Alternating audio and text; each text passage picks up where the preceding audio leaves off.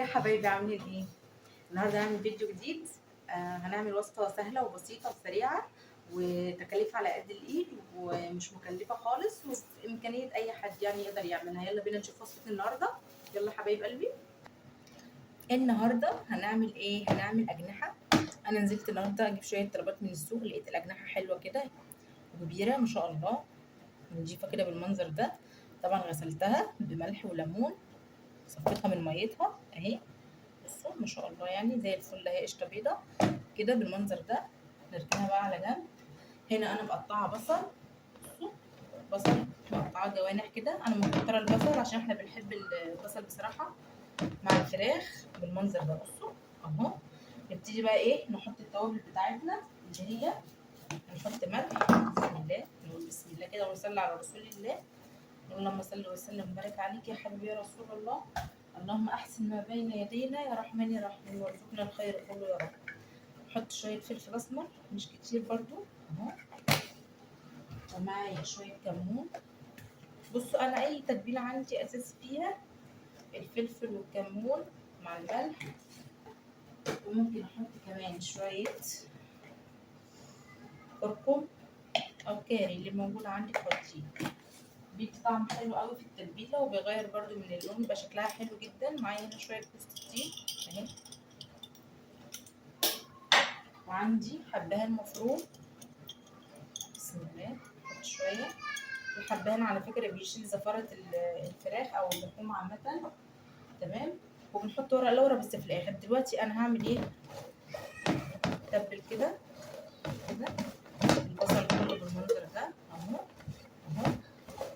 بسم الله ما شاء الله يعني، بسم الله الرحمن الرحيم بالمنظر ده. وعندي هنا طماطم مقطعاها وفلفل اخضر ننزل برضو بيها كده كله على بعضه كده. بسم الله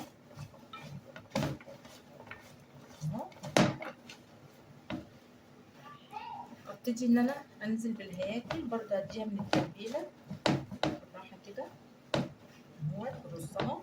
بسم الله الرحمن الرحيم. دي بقى بتتعمل جنبها مكرونه، بيتعمل جنبها رز ابيض، رز بسمتي، حسب ما انت عايزه. انت عايزه تحطي ايه عليها حطي، بس اهم حاجه ده نتبل كل كميه الهياكل. او ممكن لو عايزه تعمليها بدبابيس اعمليها، عايزه تعمليها بافخاد الفراخ اعمليها، حسب امكانياتك يعني. تمام اهو. خلاص الكميه كلها كده سهله جدا وبسيطه، وعلى فكره مشبعه وحلوه والاطفال بيحبوها. انا عندي العيال هنا ولادي بصراحه بيحبوها جدا جدا جدا يعني. تعمل مع مكرونه زي ما قلت، مع رز، اي حاجه يعني. تاكل بعيش، انا عن نفسي بحب اكلها بالعيش بصراحه. الاكل بقى مزاجات يا جماعه. تمام اهو كده في الاخر الاتنين. طبعا لازم كلها تتبل اهو، تتبلناها كلها ماشي. بسويها على النار من فوق شويه، وبعد كده بنزلها الفرن تكمل سوا وتاخد لون. نجيب بقى بس شويه ايه، شويه صلصه كده ومعاهم شويه ملح صغيرين وشويه زيت، ندهن بيهم الاجنحه عشان تدي لون، تدي قرمشه كمان. ماشي. نجيب الصلصه، وادي الصلصه بتاعتي زي ما قلت لكم اهي، شويه معلقتين اتنين صلصه كده ومعاهم معلقه زيت وسنه من الملح، واي توابل بعد تضيفيها ضيفيها. ندهن كده الوش بالمنظر ده عشان ايه، تدي لون وتدي طعم. جربوها صدقوني هتحبوها جدا وهتعملوها. دي من احسن الوصفات اللي انا بعملها مع الفراخ عامه اللي بتدخل الفرن بالبصل، مش مع الاجنحه بس. ممكن بقى مع اوراق، مع دبابيس زي ما قلت لكم، افخاد بس، مع اي انواع طيور. انا بحب الطريقه ديت لو بدخلها الفرن، بحب الطريقه دي جدا جدا جدا. جميله جميله جميله. وجربوها وقولوا لي ايه رايكم.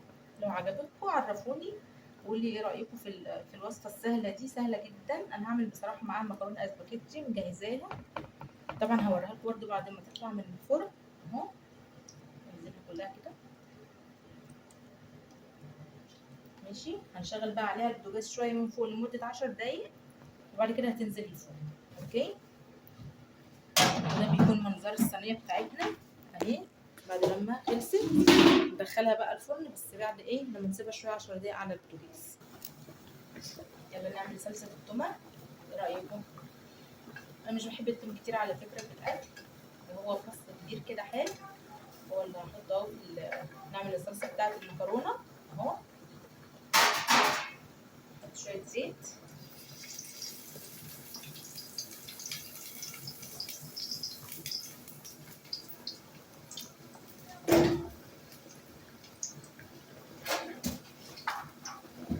يا دوب التومه هتاخد لون، يعني حاجه بسيطه كده الفكره تطلع، مش عايزاها تتحرق، انا مش عايزه التومه بتاعت المكرونه ناخدها علشان ما تمررش ويبقى طعمها مش كويس. يلا ننزل بالصلصه بسم الله.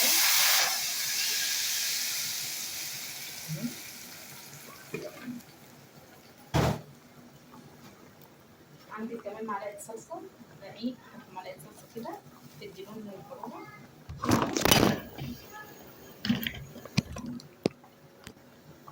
معلش بقى التليفون وقع مني،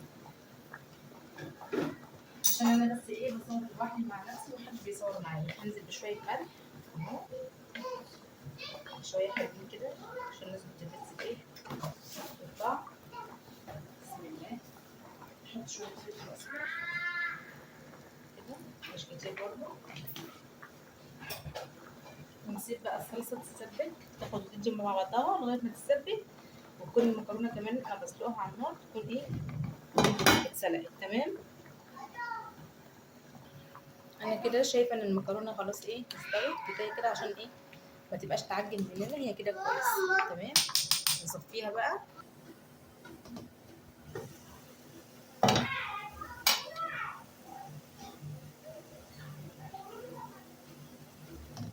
كده ننزل بقى المكرونه، احنا الصلصه خلاص كده اتسبكت. بسم الله ننزل المكرونه بتاعتنا. بسم الله اهو.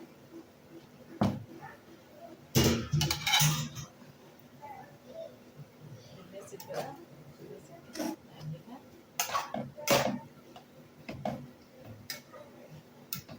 انا بحب المكرونه تكون فيها ايه شويه من الصلصه كده تمام، تاخد وتدي كده مع بعضها اهي.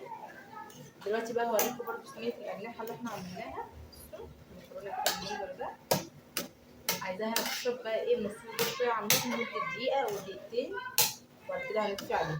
اوكي اهي. بصوا شفتوا حلاوه المكرونه، تحفه تحفه تحفه. نغطي عليها ونسيبها بقى دقيقه لغايه ما تاخد ايه. بصوا صينيه الاجنحه، بصوا تحفه تحفه. كده انا هطفي عليها كفايه كده عشان بحب يبقى فيها صوص، ما تبقاش ناشفه جدا في الفرن. وادي صينيه الاجنحه بعد ما عملناها بالبصل والتوابل. بصوا تحفه تحفه تحفه. استنوا اعدل لكم الكاميرا، بجد بجد الله الله الله، تحفه تحفه.